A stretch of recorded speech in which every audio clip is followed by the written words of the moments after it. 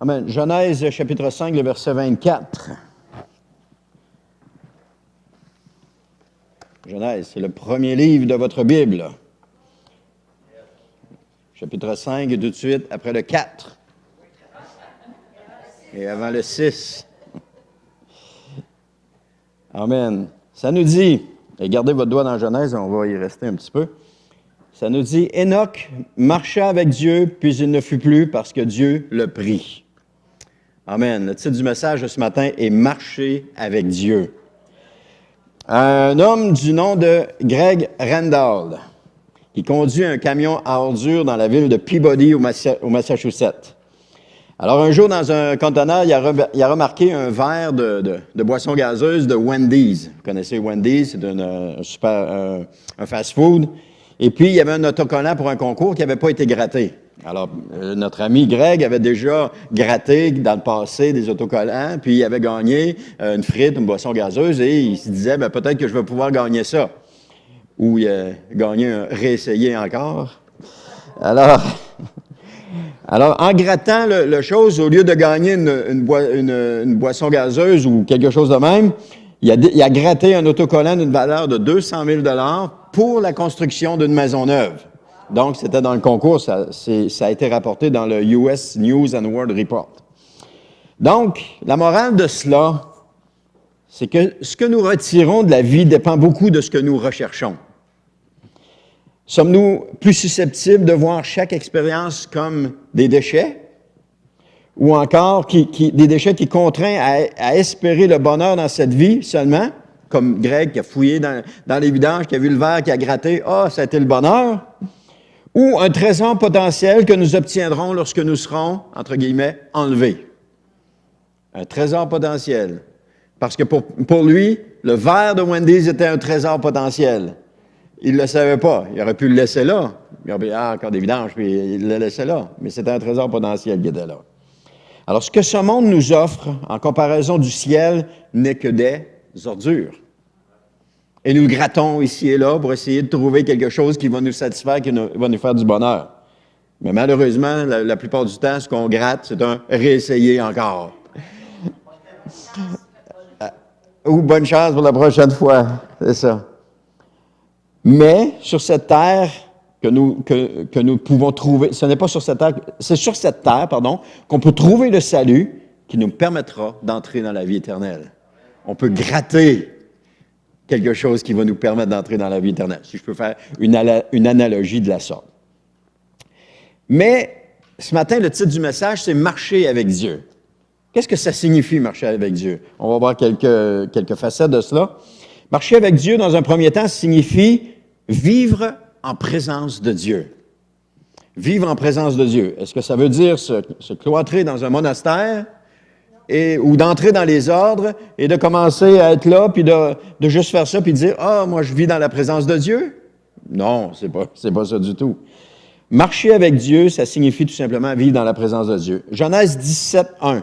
On va tourner juste un petit peu plus loin dans Genèse. Chapitre 17, le verset 1. On était dans 5, on s'en va à 17. Qui dit, Genèse 17, 1, qui dit, « Lorsqu'Abraham fut âgé de 99 ans, l'Éternel apparut à Abraham, et l'Éternel apparut à Abraham et lui dit, « Je suis le Dieu Tout-Puissant, marche devant ma face et sois intègre. » Deux choses qu'on peut faire. On peut soit marcher, tourner le dos à Dieu, ou encore marcher avec Dieu. Marcher de concert avec Dieu. Deux choses là. Si nous lui tournons le dos, nous lui disons, « Ben, je ne veux pas marcher avec toi. » Parce que si on tourne le dos à quelqu'un, on dit, « Je ne veux rien savoir de toi. » On le met en arrière, puis on oublie ça.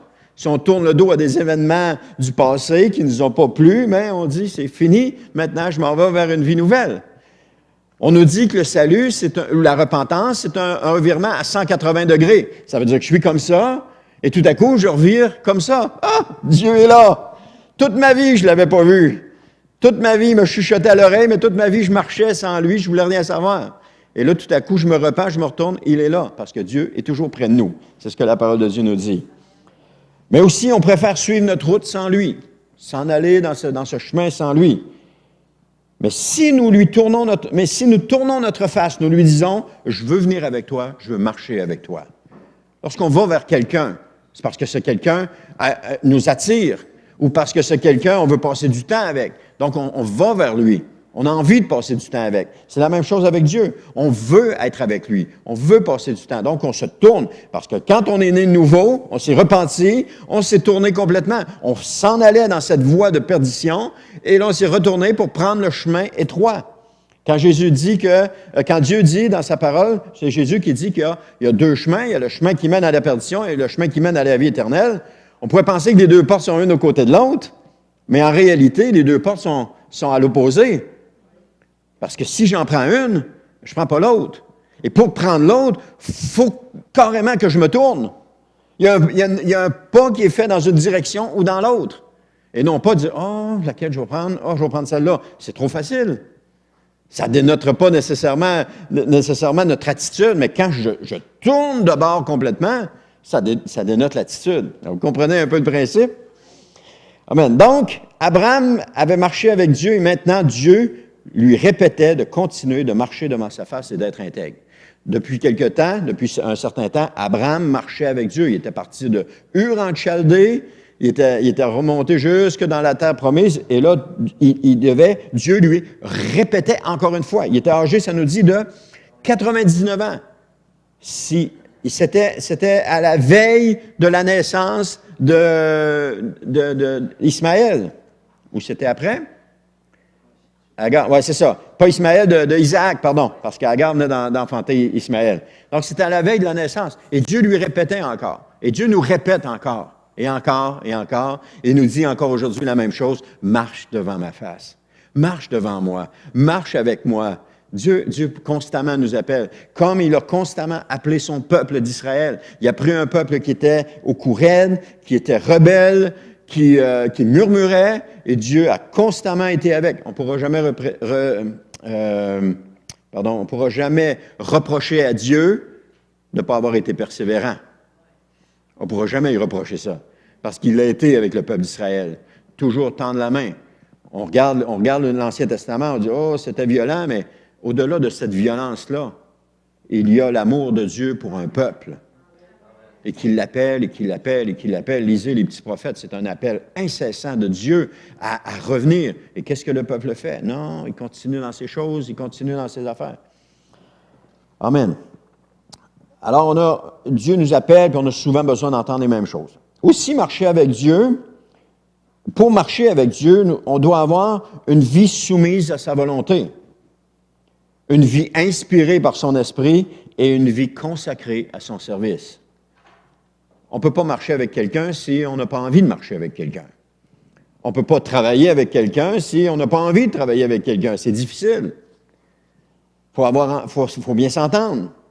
On ne peut pas cohabiter dans la même maison s'il n'y a pas de l'harmonie. C'est difficile. Donc, il faut qu'il y ait tout ça ensemble. Il faut qu'il y ait toutes ces choses-là qui s'attachent ensemble. Parce que sinon, c'est insoutenable. Mais avec Dieu, c'est la même chose. On a besoin de tout ça. On a besoin d'être soumis à sa volonté.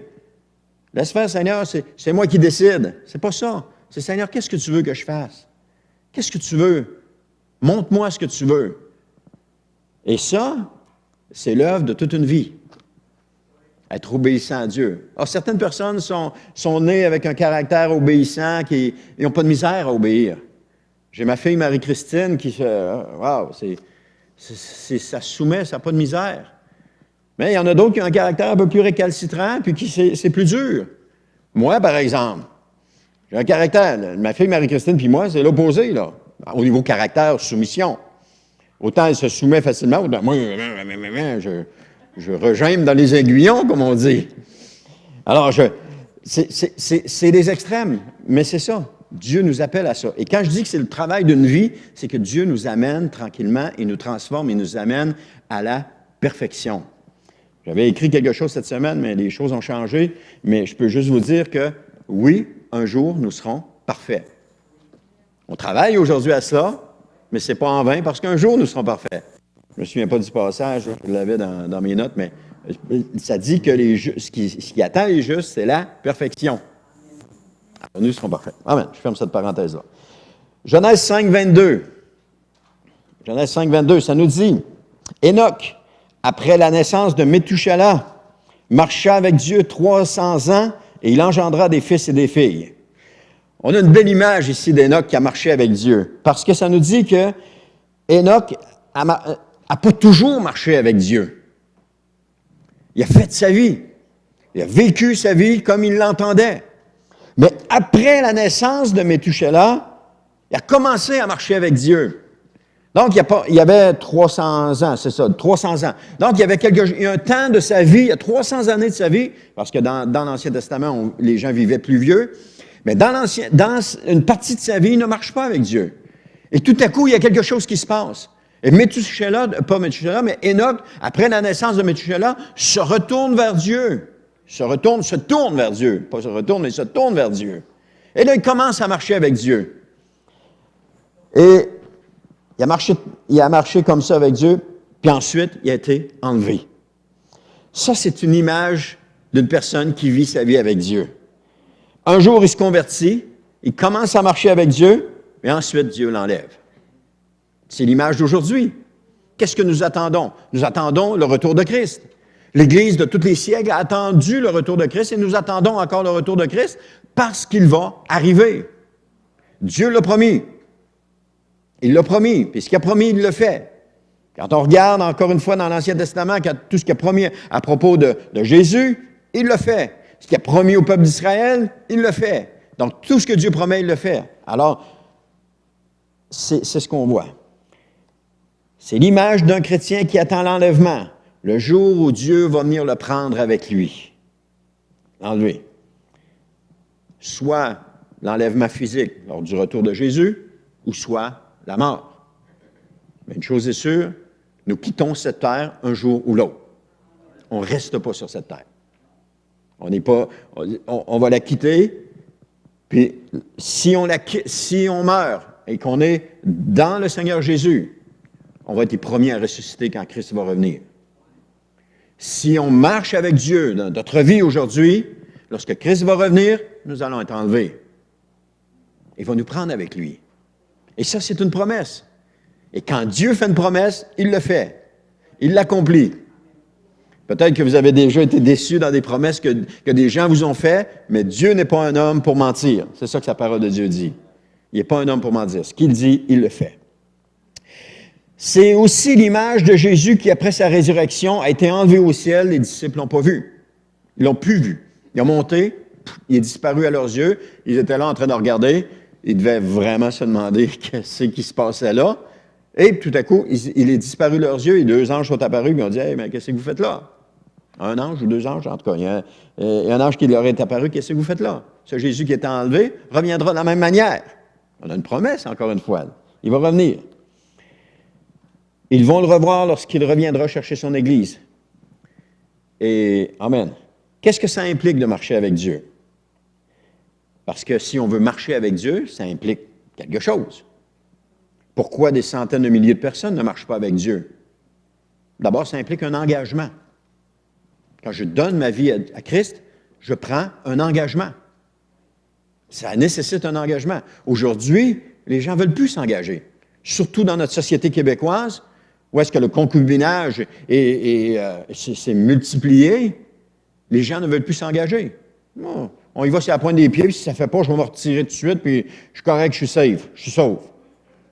On ne veut plus s'engager. Alors ça se répercute. C'est la nature québécoise et ça se répercute comme ça dans nos vies. Et si on voit ça dans le monde aujourd'hui, les jeunes qui commencent à travailler ne veulent pas s'engager pour un patron ou pour une entreprise. Ils s'engagent que pour eux-mêmes. Si ça fait leurs affaires, ils sont corrects. S'ils ont du plaisir, c'est correct. S'ils n'ont plus de plaisir, ils s'en vont. Si ça ne fait pas leurs affaires, ils s'en vont. Ils ne sont plus engagés. La même chose avec le mariage que j'ai dit tantôt. Les gens vivent en concubinage, ne veulent plus s'engager. Mais de toute façon, la religion ne veut plus rien dire pour eux autres. Donc, pourquoi j'irais m'engager avec une personne devant la religion quand la religion ne veut pas rien dire pour moi? Il y en a d'autres qui font baptiser leurs enfants, puis la religion ne veut pas rien dire pour eux autres. Alors, pourquoi ils font baptiser leurs enfants? Oh, là, il y a toutes sortes d'affaires de même. Mais on parle toujours d'engagement. D'engagement. Et l'engagement est un acte volontaire. C'est jamais forcé. Il n'y a jamais personne qui nous force à s'engager. C'est un acte volontaire. Avant ça, quand les gens allaient travailler, ils disaient « Ah, je me suis engagé dans un chantier. Ah, je me suis engagé à telle place. » Donc, ils s'engageaient, c'est un acte volontaire. Amen. Alors, qu'est-ce que ça implique de marcher avec Dieu? Ça implique une... Ah, c'est ça que je voulais rajouter aussi. J'ai regardé un petit peu la démographie du Saguenay-Lac-Saint-Jean. Il y a 200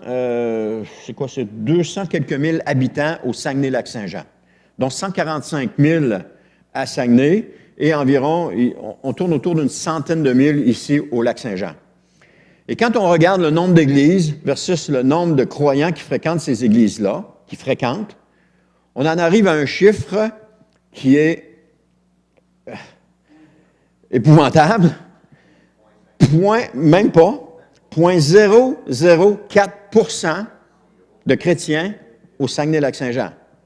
Et si on sépare les deux, au Lac-Saint-Jean, 0,004% et la même chose à Saguenay, versus le nombre d'églises versus le nombre de chrétiens. 0,004% des gens se sont engagés envers Jésus. Si on calculait tous ceux qui sont venus à l'Église, qui ont participé à l'Église, puis qu'aujourd'hui ne suivent plus Christ, peut-être qu'on arriverait à 0,5%. Mais là, on ne tient pas compte des catholiques non plus, puis on ne tient pas compte des sectes non plus. Mais juste les chrétiens évangéliques vont être à 0,004%. Ça, c'est même pas un demi d'un pour cent. Et quand je disais ça, je parlais avec Jacques Girard cette semaine, quand je lui ai dit, il dit, ouais, c'est pas surprenant qu'on n'ait pas d'impact. Parce qu'il n'y a pas d'engagement. On ne veut pas s'engager pour Christ. Mais on peut changer les choses. On peut changer, ça peut changer. Parce que si on compte le nombre de personnes autour du lac, là, dans les églises, on arrive environ à 400 personnes qui fréquentent les églises. 400. Sur tout ça. J'y étais approximativement. Là. Mettons que ça vire à 500. On tombe à 0,005. 5 sur 1000. C'est ça. 5 sur 1000. Gloire à Dieu, il y a du travail. Frères et sœurs, il va falloir prendre nos 2 rames. OK, qu'est-ce que ça implique de marcher avec Dieu? Ça implique une soumission absolue. On va tourner dans Philippiens 2,8. Philippiens, c'est dans le Nouveau Testament, chapitre 2, verset 8. Philippiens, en tout cas. Je vais arriver, si vous n'avez pas le temps, c'est pas grave, vous allez venir à l'avoir. Philippiens chapitre 2, le verset 8, qui nous dit « Il s'est humilié lui-même, se rendant obéissant jusqu'à la mort, même jusqu'à la mort de la croix. » De qui on parle? On parle de Jésus. Jésus s'est humilié lui-même jusqu'à la mort sur la croix. Et Enoch, qu'on a vu tantôt, signifie « consacré ». Donc, Enoch était entièrement soumis à Dieu pour être conforme à ses plans et à sa volonté, de même que Christ était entièrement soumis à Dieu pour être conforme à ses plans et à sa volonté. Donc, il y avait une soumission qui était absolue. Il marchait non pas selon sa volonté propre ou ses désirs, mais selon la volonté de Dieu pour sa vie. Peut-être que la question qui vient à ce moment-ci, c'est « Oui, mais comment je fais pour savoir c'est quoi la volonté de Dieu pour ma vie? » Ah, demandez-lui. Demandez-lui. Il va vous le dire. Qu'est-ce qui s'attend de vous? Ou lisez la parole. Vous allez voir, il y a 2 choses qui s'attendent de vous. De l'aimer, d'aimer Dieu de tout votre cœur, de toute votre âme, de toute votre force, de toute votre pensée, et d'aimer votre prochain comme vous-même. Ça, c'est la volonté de Dieu. Alors, il y a d'autres choses qui viennent avec, mais ça, c'est la volonté de Dieu.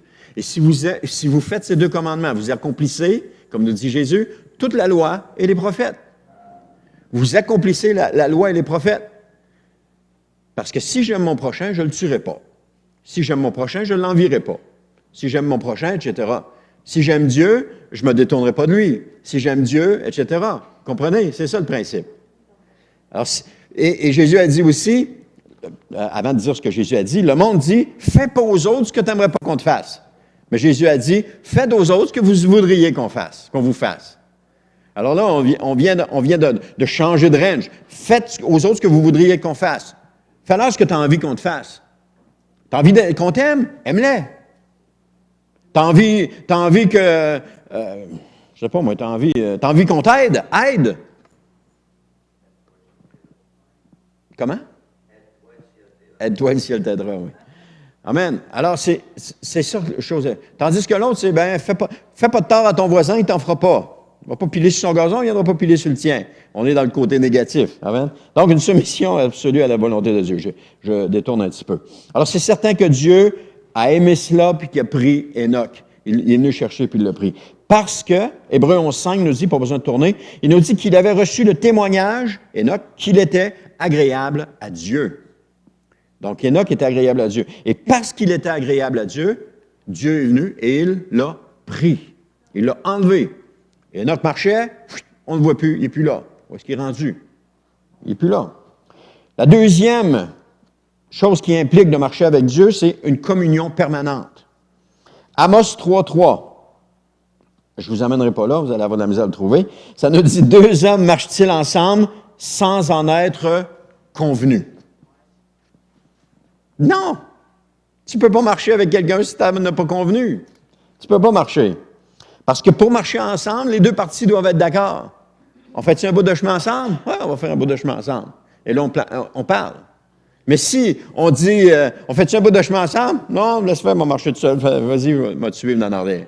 Ça peut se faire aussi. Mais pour marcher ensemble, il faut que les deux soient d'accord. C'est le principe même de marcher ensemble. Et alors, plusieurs personnes marchent, pensant qu'elles marchent avec Dieu, mais que Dieu n'est pas là à côté d'eux. Il suit en arrière. Ah, reste là, je vais marcher, puis... Mais quand ils ont besoin, qu'est-ce qu'ils font? Ils se retournent, puis ils courent vers Dieu. « Oh, Seigneur, aide-moi! J'ai mis le pied dans un trou, j'ai mis le pied dans le flaque d'eau, j'ai glissé, je suis tombé. Aide-moi, viens m'aider. » Et là, Dieu vient et les aide. Mais ils pensent marcher avec Dieu. Puis une fois qu'ils sont rétablis, c'est correct, laisse faire, Seigneur, on va continuer. Et là, ils continuent.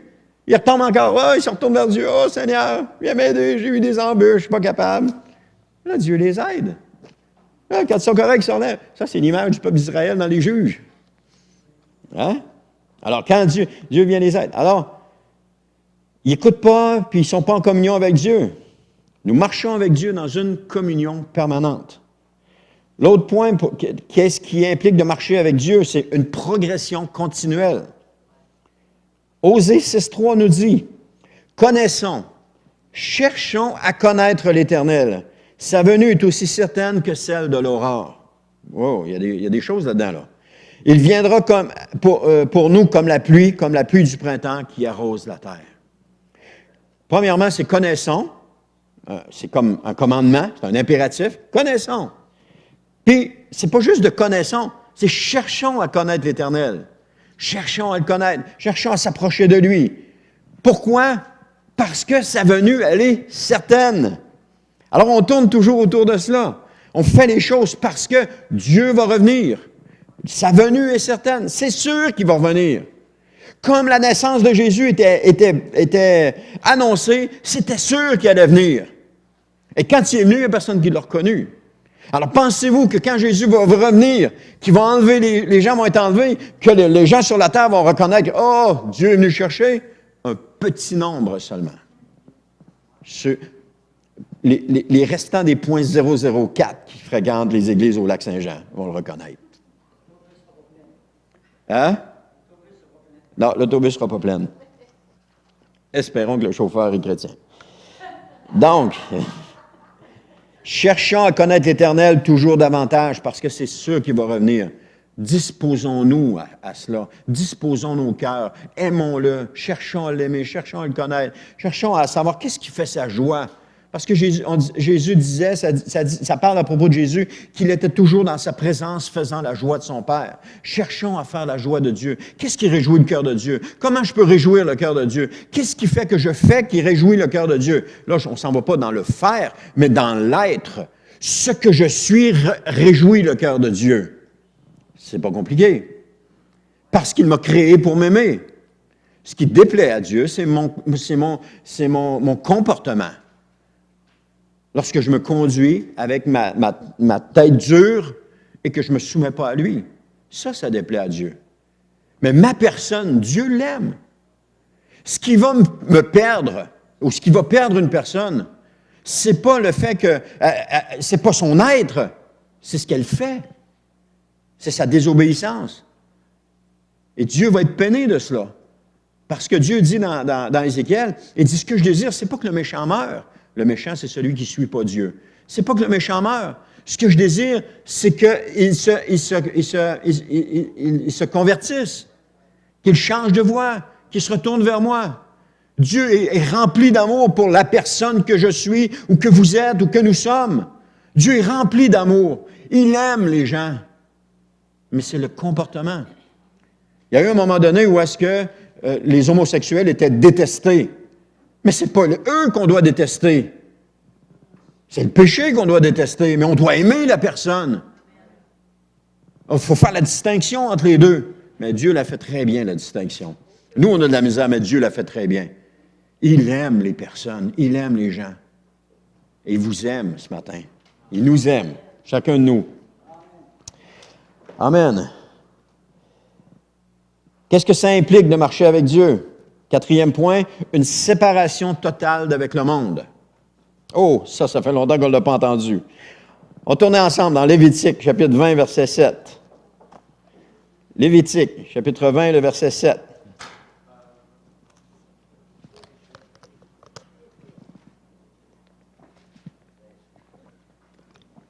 Amen. Lévitique 27.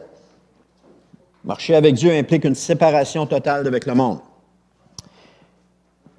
Il dit dans 20, verset 7, il dit, « Vous vous sanctifierez et vous serez saints, car je suis l'Éternel, votre Dieu. » L'Éternel ici parle au peuple, encore une fois, « Vous vous sanctifierez. » On ne peut pas imaginer Enoch prenant part au plaisir du monde. Comme on ne peut pas l'imaginer, être complètement retiré, cloîtré dans un, entre guillemets, un monastère. Enoch était entre les deux. Complètement retiré ou faisant partie des plaisirs du monde, c'est les deux extrêmes. Enoch était entre les deux, il marchait avec Dieu. Parce que le processus de sanctification conduit à la sainteté. Quand Dieu dit « vous serez saints, car je suis saint », c'est la conséquence de notre marche avec Dieu. Plus qu'on va s'approcher de Dieu, plus nous allons nous sanctifier et plus nous serons saints. Plus nous serons sanctifiés, plus nous serons saints. Être saint, ce n'est pas une dénomination qui le déclare après notre mort. Parce que vous êtes saints. Saint-Jacques, Saint-Mario, Sainte-Louise, Sainte-Carmen, priez pour nous, pauvres pécheurs. Saint-Alain, Sainte-Caroline, nous sommes saints. Parce que nous avons été sanctifiés, justifiés en la personne de Jésus. Il faut changer ces choses-là qui nous ont été enseignées dans le passé et qui viennent mettre la confusion dans nos pensées. Quand Paul écrit ses lettres, il les écrit au sein des églises. Il n'écrit pas à des gens qui sont morts. De toute façon, l'Église catholique n'était même pas créée dans ce temps-là. Mais il n'écrit pas à des gens qui sont morts, il écrit à des gens qui sont vivants. Puis il dit, vous êtes appelés à être saints. Il ne dit pas ça à des gens qui sont morts. Puis il ne dit pas, hey, vis ta vie comme il faut, quand tu vas être mort, on va te coller une étiquette de saint, puis on va te mettre sur le calendrier quelque part. C'est pas ça qu'il nous appelle. Il nous appelle à être saints. Saint, ça veut dire retirer, sortir, être retiré. C'est un processus de sanctification. Être saint, c'est pas marcher avec Dieu dans la sanctification, c'est pas un escalier qu'on monte et puis qu'à un moment donné, on retombe. C'est pas comme un jeu vidéo, s'il y en a qui ont déjà joué, vous commencez au level 1, toc, toc, toc, oh, t'as gagné, level 2, t'as gagné, level 3, oh non, t'as perdu, bang, tu retombes à 1. On recommence, 2, 3, 4, t'as perdu, tu retombes à 1. Plus tu montes, plus tu tombes, tu recommences tout le temps à 1. C'est pas ça la vie chrétienne. La vie chrétienne, c'est qu'on marche vers le Seigneur. Et si je m'enfarge, je tombe, je me relève. C'est de se relever l'important. Si je tombe et je reste tombé, j'avance pas. Mais il faut que je me relève. Quand les militaires font une pratique, ils s'entraînent, bien, s'ils tombent, ils se relèvent et ils continuent, parce que l'objectif, c'est d'arriver à l'autre bout. Puis là, il y a toutes sortes de choses. Il y a des bouts où est-ce qu'ils rampent en dessous de des cordes. Il y a d'autres bouts qui escaladent des murs. Il y a d'autres bouts, il y en a un en haut, puis il attrape la main, puis il l'aide à monter. Il y a tout ça. Mais ils marchent en direction. Ils s'en vont dans une direction. Il y a un but à l'autre bout. Il y a un but à tout cela. Un but pour leur personne. J'ai travaillé avec un gars pendant quelques années, et lui, il avait joué au hockey dans la Ligue de hockey junior majeur du Québec. Jusqu'à sa dernière année, à ses 20 ans, il avait été échangé pour l'équipe de Terre-Neuve à cette époque. Terre-Neuve avait une équipe. Il dit non, c'est assez, je vais arrêter ça là parce qu'il ne voyait plus d'issue à sa carrière. Il a arrêté de jouer. Mais ce gars-là avait une discipline que moi, je n'avais pas. Parce que lui avait fait l'école, il avait joué avec le junior majeur. Le junior majeur, il les prépare pour la Ligue nationale. Et ce gars-là avait une discipline dans sa vie que moi, je n'avais pas. Quand il embarquait dans quelque chose, il allait jusqu'au bout. Il y allait. Et pour moi, à plusieurs reprises, c'était un exemple. Il n'abandonnait pas, il trouvait une solution, il cherchait, il trouvait quelque chose. C'était peut-être dans sa nature, mais il y avait eu cet entraînement-là où est-ce qu'il ne devait pas abandonner. Combien de fois vous entendez, si vous étiez dans une chambre de hockey, vous entendez le coach entre la deuxième et la troisième période, alors que l'équipe perd 2-1 ou 3-1, comment les gars, c'est pas fini? C'est pas fini, on continue, on est capable d'aller la chercher, celle-là. Comment? Puis là, ça s'encourage. Quand ils arrivent sur la glace pour la troisième période, ils sont tous pompés, là, ils sont prêts. Ça prend quoi? Ça prend juste un but pour... Wow! Ils sont partis. C'est juste ça que ça prend. C'est quoi le but? C'est la victoire. C'est la victoire. Ils veulent la victoire. Donc, tout est axé en fonction de la victoire. C'est quoi notre but? C'est le retour de Jésus. Où est-ce qu'on doit axer nos efforts? En direction de ce but-là. Pour notre vie personnelle, mais aussi pour les gens à l'extérieur. Le but, c'est de les rejoindre, de les atteindre. On rame présentement. Mais il y a juste une main qui rame. On tourne en rond.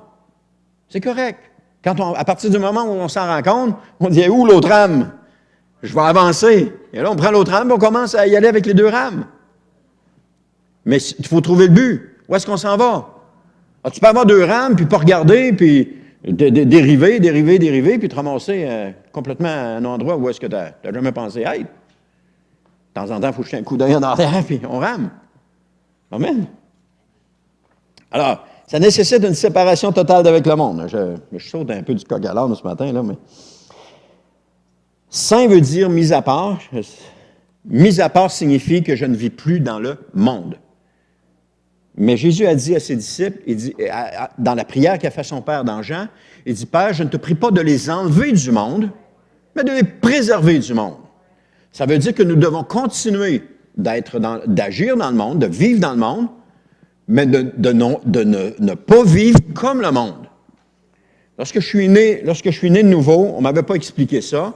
Et pour moi, quand j'ai commencé, on nous disait qu'on devait se retirer du monde. C'était, on tasse tout ce qui n'est pas du monde. Ah, ça allait loin, là. Il y en a qui ont tassé parents, les parents, le frère, le sœur. Ah non, moi je suis saint, puis on tasse tout le monde. On ne veut plus rien savoir. C'était ça. Mais ce n'est pas ça que Dieu nous demande. Dieu nous demande de vivre dans le monde, mais de ne pas être du monde. Donc, les choses du monde, on doit les sortir de notre vie. Mais il ne faut pas sortir les gens de notre vie. La personne d'abord. Il ne faut pas sortir les gens. Les gens sont importants. Et ça me cause encore beaucoup de troubles. Cet enseignement-là, je ne sais pas si c'était l'enseignement ou si c'était la façon que je la comprenais. Je ne suis pas capable de mettre le doigt dessus parce que ça fait trop longtemps, mais ça me cause encore du trouble. Il faut aimer les gens. Il faut les aimer. Et c'est seulement en les aimant, en leur démontrant de l'amour, qu'on va réussir à les atteindre. Et c'est toujours un combat pour moi. Amen. Donc, vous serez saints car je suis saint, c'est la conséquence de marcher avec Dieu. Parce que si tu marches avec moi, c'est officiel que tu vas être saint, dit le Seigneur. C'est officiel. Parce que je suis saint. On dit toujours que si on veut s'améliorer, on doit se mesurer à des plus forts que nous. Si on se mesure à des plus faibles, il n'y a pas d'amélioration. On doit toujours se mesurer à des plus forts que nous. Et c'est comme ça qu'on s'améliore. Les gens qui jouent au tennis n'arrivent pas en tête du classement sans avoir été obligés de battre les meilleurs.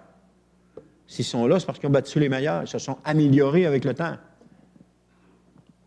Alors, c'est la même chose. Alors, Enoch n'aurait pas plu à Dieu s'il n'avait pas marché avec lui. Si Enoch a plu à Dieu, c'est parce qu'il a marché avec lui. Et Jésus a marché avec Dieu et il fut aussi agréable. La vie de Jésus était un sacrifice agréable devant l'Éternel. Sa mort était un sacrifice agréable.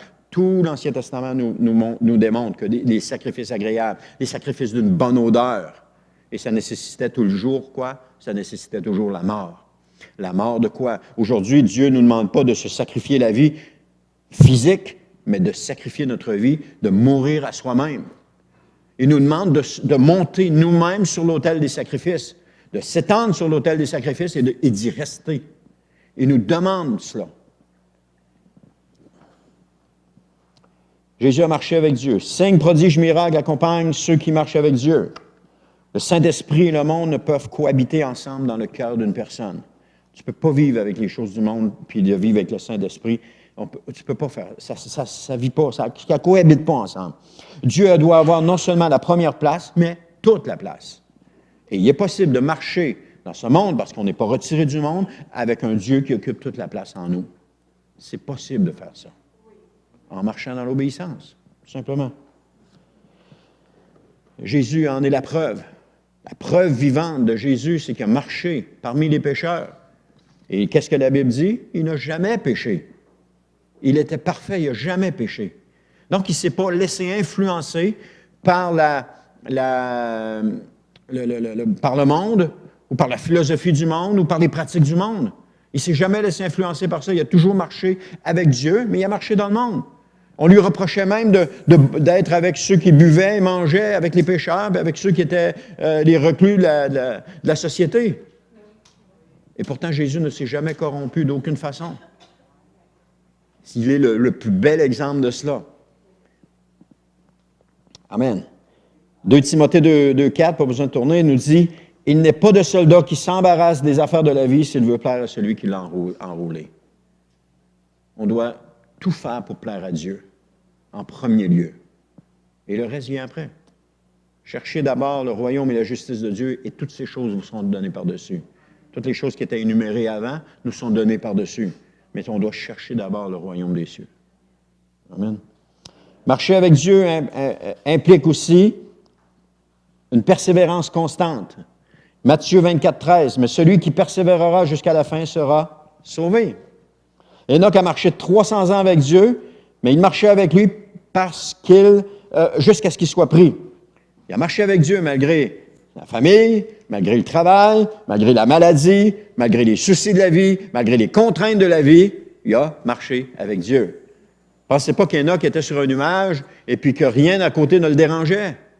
Il était un homme, comme on parle d'Élie, on dit qu'il était un homme de la même nature que nous. Dieu n'a pas créé des super êtres humains qui sont capables de marcher au-dessus des autres et puis de faire des choses. Ils sont exactement comme nous. Ce qu'Enoch a fait, c'est possible de le faire pour nous.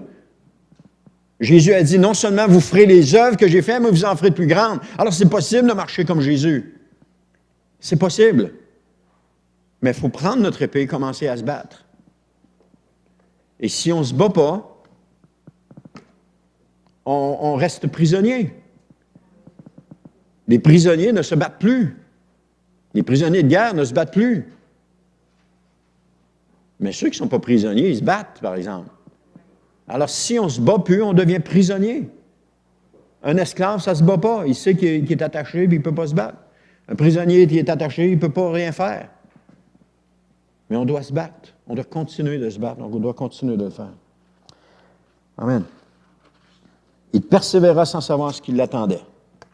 Enoch a persévéré sans savoir ce qui l'attendait. Il a marché avec Dieu, mais il ne savait pas qu'il allait être pris. Oh! Avez-vous vu l'avantage qu'on a sur Enoch? Enoch n'avait pas la Bible. Ça n'existait pas à ce moment-là. Elle n'était pas écrite. Avez-vous vu la différence, l'avantage que nous avons? Nous savons que nous serons enlevés. Enoch a marché avec Dieu, en obéissance avec Dieu. Il n'a plu à Dieu. Il est parti. Aujourd'hui, le Seigneur dit, regarde, je reviens bientôt. Comme l'éclair qui part de l'Orient jusqu'en Occident. C'est comme ça que ça va se passer. Et nous le savons. Et pourtant, notre nature humaine, et je ne suis pas un super-homme, je ne suis pas meilleur que personne, mais notre nature humaine nous fait parfois oublier ça. On vit comme, non, en ignorant ça. Mon père, quand il s'est converti, il parlait beaucoup de l'Apocalypse. Et ça me dérangeait quand j'allais le voir. Je ressortais de là, j'étais viré à l'envers. Il arrêtait pas de me parler de ça, puis moi, ma tête, à ce moment-là, mes pensées n'étaient pas là. Je vivais, puis je voulais vivre, j'avais de l'ambition, puis tout ça avec les choses de ce monde. Puis quand il me parlait de l'Apocalypse, je ressortais, j'étais tout viré à l'envers, mais ça a été bénéfique. Ça a été bénéfique. Parce que ça m'a aidé à prendre conscience que, OK, le monde, c'est pas le monde, c'est pas dans le monde qu'il faut que tu vives. C'est pour Dieu, c'est pour le royaume des cieux. Il y a eu un combat qui s'est fait là.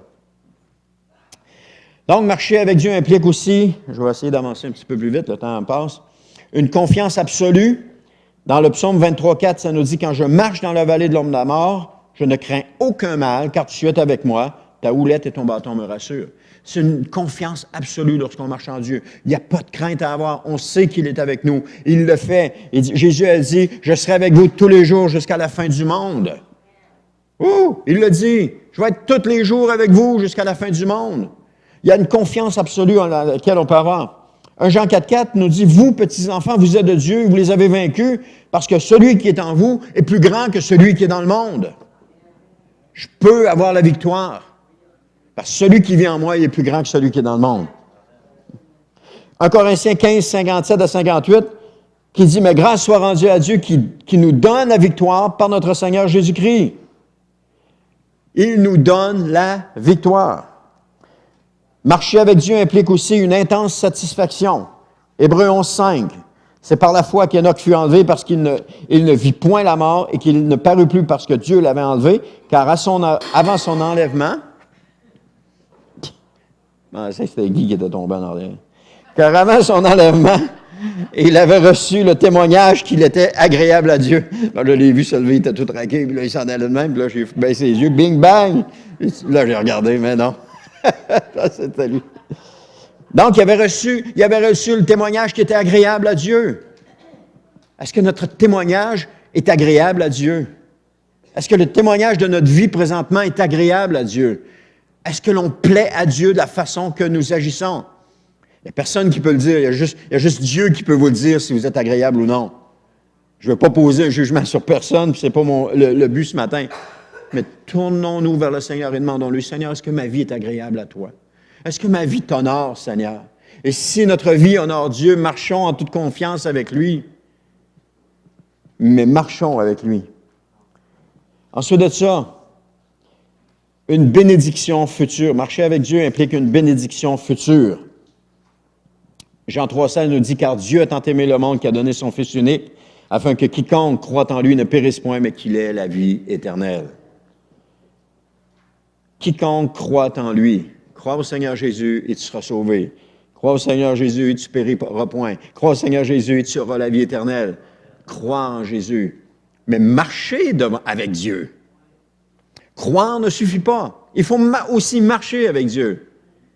Si je dis oui, l'image est peut-être boiteuse, l'illustration est peut-être boiteuse, là, mais allez, c'est ça pareil. Oui, je crois que je peux gagner à la loterie. Mais que j'achète jamais de billets, pas grand-chose que je gagne. Oh oui, je crois que je peux me rendre, je peux faire le tour du lac à pied. Mais si je ne me lève pas de ma chaise pour le faire, jamais je vais le faire. Il faut agir. Jacques va dire que la foi sans les œuvres est morte. Ce n'est pas les œuvres qui nous sauvent, mais les œuvres font que la foi est vivante. Alors, on a besoin de tout ça ensemble. Donc, une bénédiction future. Ça nous dit aussi que dans Apocalypse 3,4, « Cependant, tu as à Sardes, c'est le Seigneur Jésus qui parle à Jean, quelques hommes qui n'ont pas souillé leurs vêtements. Ils marcheront avec toi en vêtements blancs parce qu'ils en sont dignes. » Des hommes qui n'ont pas souillé leurs vêtements blancs. L'exemple de l'Église actuelle, je parle de l'Église en général. Quelques hommes, quelques femmes, quelques personnes qui se gardent purs pour le Seigneur, qui marchent avec lui. Et c'est quoi la récompense? Ils vont marcher avec moi en vêtements blancs, nous dit le Seigneur. Ils marcheront avec moi en vêtements blancs. Donc, si on se garde des souillures de ce monde, la récompense, c'est qu'on va marcher avec Jésus en vêtements blancs. complètement purifié. Et ça, c'est l'image de la transformation. Parce que quand on revient, si ma mémoire est bonne, quand on revient avec Jésus, on nous a revêtus de vêtements blancs, je pense. Hein? Oui? Il y en a qui disent oui. Amen. Alors, on est revêtus des vêtements blancs. Donc, le Seigneur vient chercher son Église. Et faisons en sorte de faire partie de cette Église. Comme Enoch, marchons devant l'Éternel. Comme Abraham, marchons devant la face de l'Éternel. Comme Jésus, marchons avec l'Éternel. Mais pour cela, un dernier point, marcher avec Dieu implique une simple foi. Une foi d'un enfant. Enoch avait une simple foi. Laissez-moi vous poser... c'est ça, Enoch avait une simple foi et il marchait avec la foi d'un enfant. Comme nous sommes invités à marcher avec la foi d'un enfant. Jésus a dit que ceux qui leur ressemblent, ces petits-enfants. Amen. Alors, il nous a demandé cela. Et quand on regarde un enfant, je regarde, les miens sont rendus grands maintenant, mais là, c'est les petits-enfants. Je regarde ce matin, Sophie Laurence a amené les 2 enfants dans la fenêtre de la pouponnière quand on est rentré, puis Elliot avait le sourire là, fendu jusqu'aux oreilles, il était content de nous voir. Pensez-vous que c'est pas ça que Dieu veut? Qu'on se présente devant lui, que le sourire, puis qu'on est content de le voir, que ça ne réjouit pas le cœur de Dieu. Imaginez si ça réjouit notre cœur. Comment ça doit réjouir le cœur de Dieu de nous voir arriver à lui avec un grand sourire, dire Seigneur. Imaginez comment ça réjouit Dieu.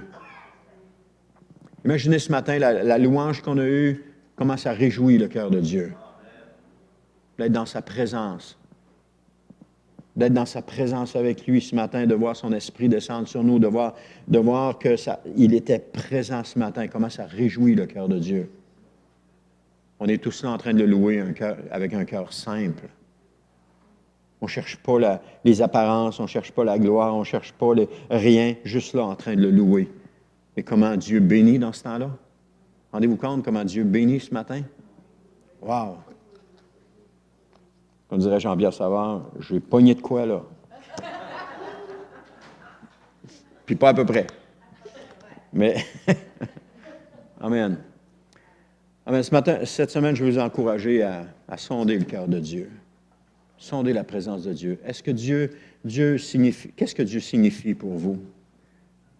Qu'est-ce que la présence, quelle place est-ce que Dieu a dans notre vie? Il n'y a pas de condamnation, il n'y a pas de jugement, il n'y a pas d'obligation, mais il y a seulement la simplicité d'un cœur qui se tourne vers Dieu. Qu'est-ce que Dieu est pour moi?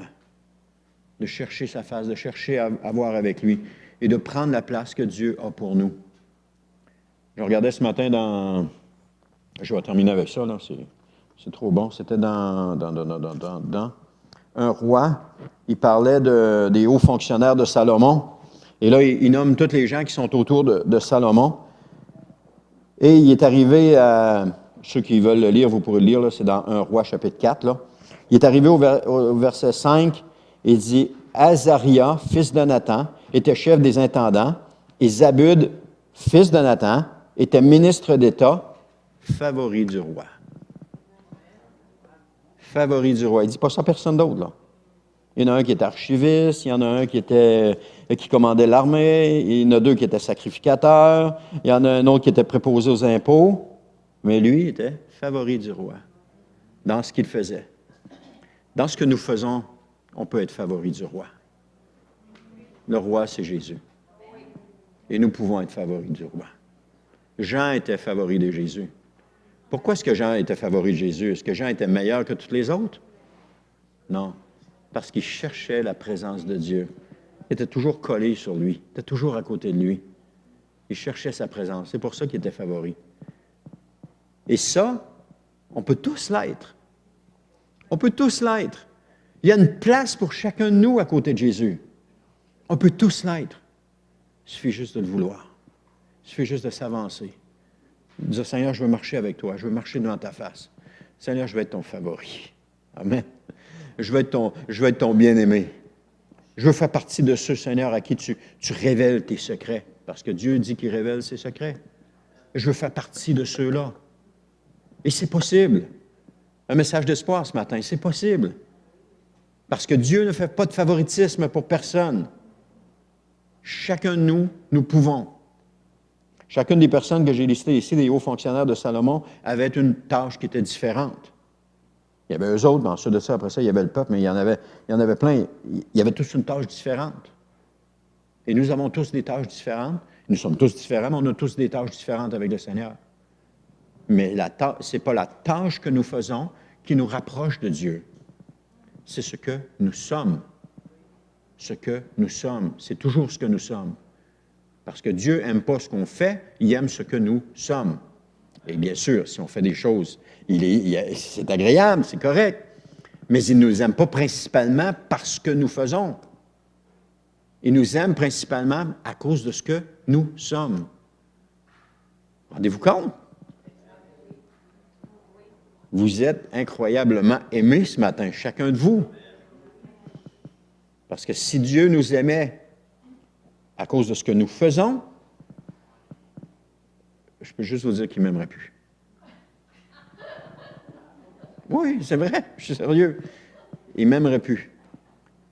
Parce qu'à quelques reprises, il m'a dit, « Dans mon amour, je garderai le silence. » Parce que s'il avait voulu, il aurait pu dévoiler ma vie à des prophètes qui auraient répandu ça devant tout le monde. Et Dieu a dit, « Dans mon amour, je vais garder le silence. » Combien de choses que nous faisons que Dieu dit, « Dans mon amour, je vais garder le silence. » C'est vrai pour tous, parce qu'il nous aime. Il nous aime. Amen. J'espère que vous repartez avec une dose d'amour ce matin, remplie à bloc.